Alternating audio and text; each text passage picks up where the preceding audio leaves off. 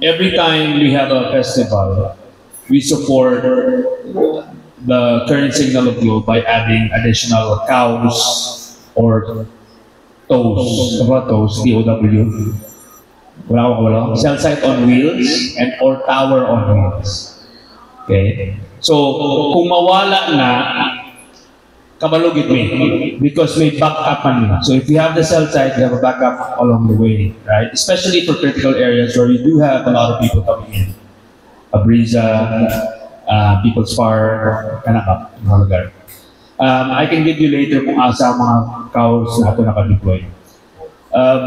But you also have to check, kay some people actually also complain that, ay, wala na akong signal. Kasi wala ka ng load, kaya walang signal. That's why important yung Globe One. Okay? Also, yeah, correct. We also hear the advice of the NPC. Kay, during festivals, the LGU at times will require the police to shut down the signal in certain areas. Right? So LGU to police, police to NPC, NPC to us. So, di siya arranged prior, which means it'll just happen just like that. Like, they will say, oh, shut it off right now. Shut off na. Right? Pero ang gina-shut off is the cellular signal. Ang Wi-Fi, okay right now. So you get it? There are areas, there are areas na nasarap because ang government mismo ang nagalaw. But karon, so far, there's no request from the local government unit that we receive for a signal shutdown for it. No? Wala pa. Again, hindi pa sila maingon. I-shutdown ko na tomorrow. Hindi ko na mag-ingon. Sunday, the highlight of the Kadayawan and the Indak and the float. So everyone is going on live. Yeah. So if for example si NPC iniingon, wala gid hymns. Okay? So record ka, padala mo later. But so far wala pa man. In the last 3 major festivals that we did in the Visayas and in Luzon, there's no request for signal shutdown. So hopefully. So ang problema mo na lang, tanawa ko may load.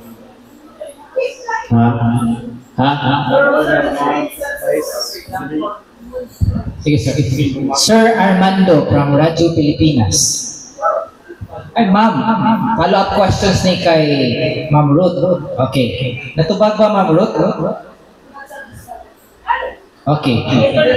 Ano sir ba, for example, experiences sa ibang lugar din, no? For example, attending concerts kung saan man doon yung may kumpul ng mga tao. If you join that kumpul ng mga tao, mahihirapan ka talaga like even sa messaging, no? Even sa ano, kahit nakalagay doon sa ano mo, doon sa parang indicator na 5G or 4G plus, 4 plus, ganun. Tapos yun yung nangyayari, tapos pareha naman kayong naka 5G, tapos hindi kayo maka-connect, hindi kayo maka-send ng message. Last time, sir, experience rin, sir, usually dito sa Davao, kapag may maraming kumpol, then sa Manila, MOA, particularly MOA, Philippine Arena, pag may maraming mga tao, mawawala yung, hindi ka makakasend ng message, even maka-upload ng mga photos or everything. Well, definitely, that is true. Kaya if you have 1 million people or 300 or 200,000, 150,000 people in a certain area, and definitely government na nag-do. Okay? But then again, think of it as a highway. Kung sobrang traffic ka, you just have to let it die down, then send it later. Okay? Because there's no way any telco can put up a cell site in the middle of it, right? So you just have to be strategic about it, right? So there will be times na ma-delay na siya. There will be times, but not all the time. Yeah. A cell site can accommodate what? 2,000, 3,000 people at most. So magtulungan mo o upload. Right? It's the same way with a highway. If everybody goes to the highway in GP Laurel, tinulungan o traffic ka, same yapon. So mahina din siya. Right? Just leave it be, and then after a while, pwede mo na ipadala. And that's a natural tendency of all telcos, not just us. It's all the telcos. Okay, so that is why also the thrust of all the telcos is to build as many cell sites as we can. Right? With the help of the LG, which they are helping us, and also, ang pinaka-importante sa barangays. Because most of the rejections that we get are from the barangays.